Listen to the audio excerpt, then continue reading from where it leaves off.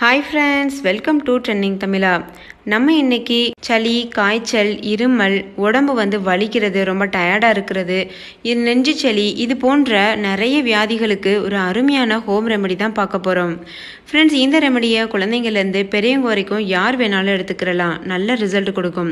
இப்போ வாங்க ஃப்ரெண்ட்ஸ், வீடியோக்குள்ளே போய் இந்த ரெமெடி எப்படி செய்கிறதுன்னு பார்க்கலாம்.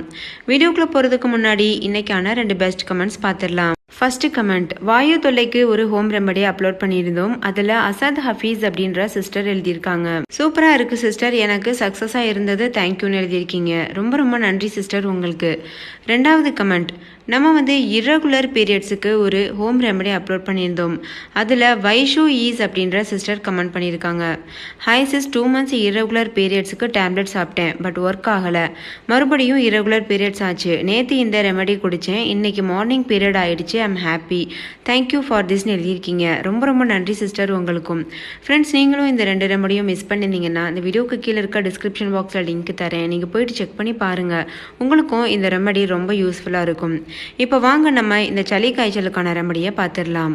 அதுக்கு தேவையான மிக முக்கியமான பொருள் சுக்கு பொடி.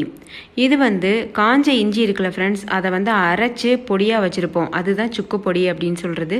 ஸோ அது 1 ஸ்பூன் எடுத்துக்கோங்க.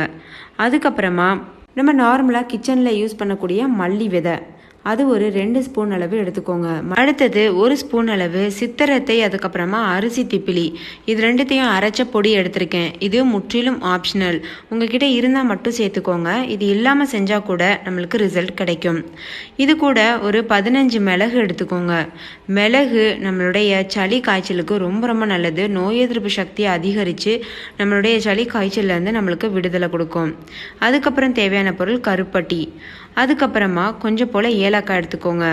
ஃப்ரெண்ட்ஸ், கருப்பட்டி இவ்வளோத்தையும் நம்ம சேர்க்க போகிறதில்ல, பொடிச்சிட்டு கொஞ்சமாக தான் சேர்க்க போகிறோம். இப்போது ஒரு கடாய் எடுத்துக்கோங்க. அதில் 2 ஸ்பூன் அளவு மல்லியை சேர்த்துக்கோங்க. கூடவே நம்ம எடுத்து வச்சுருக்கிற மிளகையும் ஏலக்காயும் சேர்த்துட்டு லோ ஃப்ளேமில் வச்சுட்டு ஒரு நிமிஷத்துக்கு மட்டும் வறுத்துக்கோங்க. நல்லா வறுத்ததுக்கப்புறமா ஆற வச்சுட்டு ஒரு மிக்சி ஜாரில் போட்டு நல்லா பொடிச்சிட்டு தனியாக வச்சுக்கோங்க. அதுக்கப்புறமா ஒரு சின்ன பேனில் 2 டம்ளர் அளவு தண்ணியை கொதிக்க வைங்க. தண்ணி லேசாக சூடானதும் அது கூட நம்ம அரைச்சி வச்சுருக்க பொடியை சேர்க்கணும். நம்ம மல்லி, ஏலக்காய், மிளகெல்லாம் சேர்த்து அரைச்சோம்ல, அந்த பொடி சேர்த்துட்டு இது கூடவே 1 ஸ்பூன் சுக்கு பொடியையும் சேர்த்துருங்க. ஃப்ரெண்ட்ஸ், உங்ககிட்ட சுக்கு பொடி இல்லைன்னா நீங்கள் இஞ்சி இருக்குல்ல, அதை நல்லா நசுக்கிட்டு அதனுடைய சாறு கூட சேர்க்கலாம். அதாவது 1 இன்ச் அளவு இஞ்சி எடுத்துக்கோங்க, அதை நசுக்கிட்டு அதனுடைய சாறு கூட நீங்கள் சேர்த்துக்கிறலாம்.